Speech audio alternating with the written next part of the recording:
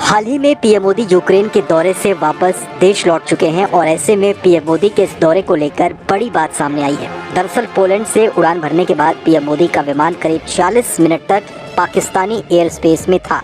इस खबर के सामने आने के बाद पाकिस्तानी मीडिया में हड़कंप मच गया है। पाकिस्तानी अखबार से लेकर टीवी चैनलों पर पीएम मोदी के विमान का पाकिस्तानी हवाई क्षेत्र में उड़ान भरने को लेकर चर्चा हो रही है। एक पाकिस्तानी रिपोर्ट में दावा किया गया है कि पीएम मोदी का विमान चित्राल से पाकिस्तान में दाखिल हुआ और इस्लामाबाद से होते हुए भारत के पंजाब से होते हुए दिल्ली पहुंचा। पाकिस्तान के एक अखबार ने इस मामले को लेकर लिखा कि भारत के प्रधानमंत्री ने पाकिस्तान के हवाई क्षेत्र से गुजरने के दौरान सद्भावना संदेश देने की परंपरा नहीं निभाई।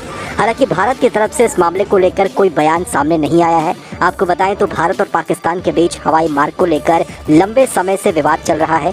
भारत की ओर से बालाकोट में एयर स्ट्राइक किए जाने के बाद से पाकिस्तान ने अंतर्राष्ट्रीय सीमा और हवाई क्षेत्र के उल्लंघन का आरोप लगाकर 26 फरवरी 2019 के बाद से अपना हवाई क्षेत्र पूरी तरह से बंद कर दिया था। बाद में मार्च में इसने अपना हवाई क्षेत्र आंशिक रूप से खोल दिया, लेकिन इसे भारतीय उड़ानों के लिए प्रतिबंधित रखा गया। पीएम मोदी उसी साल जर्मनी जाने वाले थे और पीएम मोदी के विशेष विमान के लिए भारत की तरफ से पाकिस्तान के हवाई क्षेत्र का इस्तेमाल करने के लिए परमिशन मांगी गई, लेकिन पाकिस्तान ने पीएम मोदी के विमान को अपने हवाई क्षेत्र से गुजरने के लिए परमिशन देने से इनकार कर दिया। इसके 2 साल बाद पाकिस्तान ने भारत के प्रधानमंत्री की नॉन स्टॉप उड़ान को अपने हवाई क्षेत्र से होकर अमेरिका जाने की अनुमति दे दी। ऐसे में पाकिस्तान कई बार भारतीय उड़ानों को अपने हवाई क्षेत्र से गुजरने को लेकर बड़ा ही अनप्रोफेशनल रवैया अपनाता रहता है। पीएम मोदी यूक्रेन और पोलैंड के दौरे पर थे।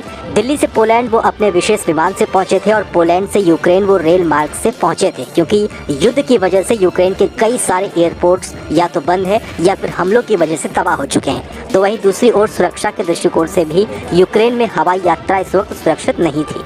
अब से कुछ महीने पहले जब जो बाइडेन, इमैनुअल मैक्रों समेत दुनिया के कई बड़े देशों के नेता भी ट्रेन के माध्यम से ही यूक्रेन की राजधानी कीव